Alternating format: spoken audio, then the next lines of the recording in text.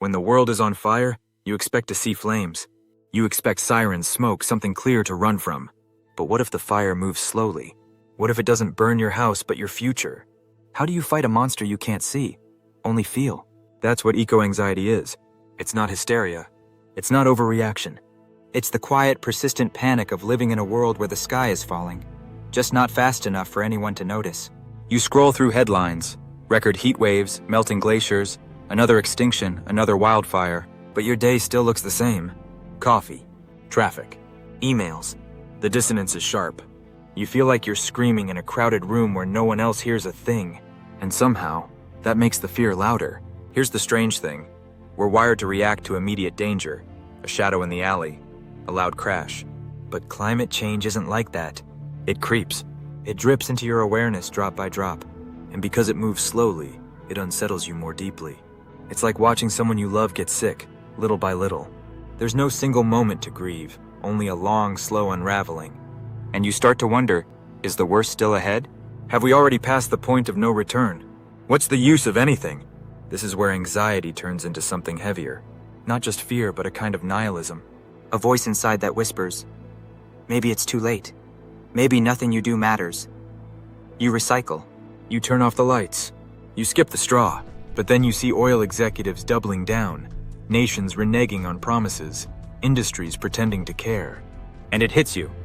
Maybe you're rearranging deck chairs on the Titanic. And if that's true, how do you find meaning? Why even try? You start scrolling again. Not for answers, but to confirm your worst fears. You think you're staying informed, but deep down, it's become a ritual. A kind of emotional self-harm. Your thumb swipes the screen like a prayer wheel. Each headline is another bead. Another affirmation that yes, the world is burning. Yes, you should panic. It's not information. It's confirmation. And it's addictive. But here's a painful twist.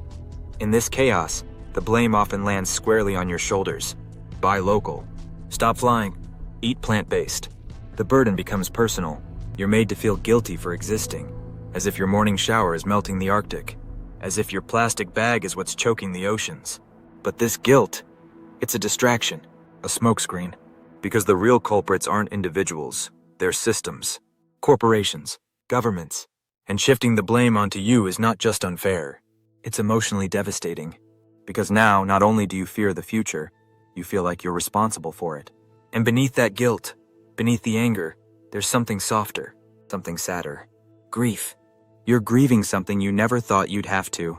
A world that once felt eternal. Rain that used to smell clean. Winters that came on time. Birdsong that once woke you in the morning. You might not even realize it, but you're mourning.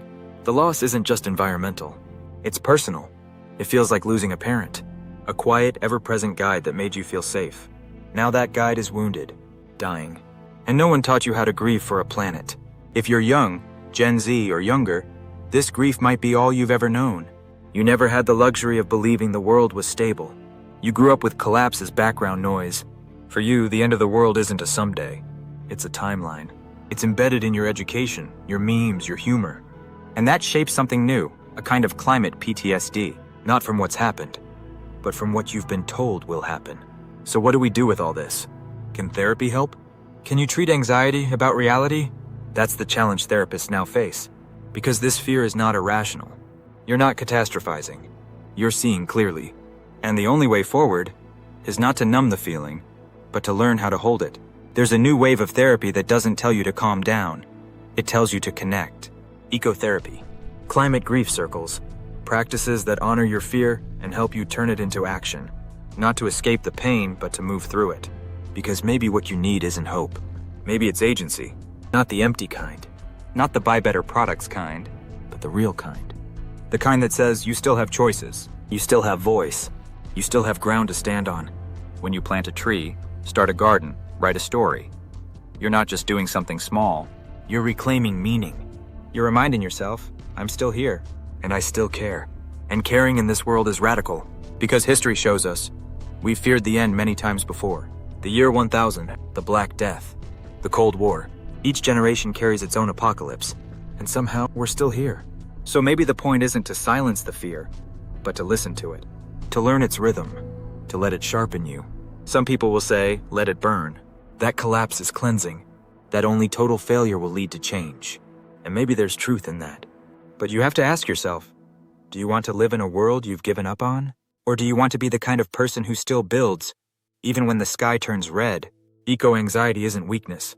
It's sensitivity. It's awareness. It's your body saying, this matters, so let it matter. Feel it fully. And then choose your next breath like it counts. Because it does.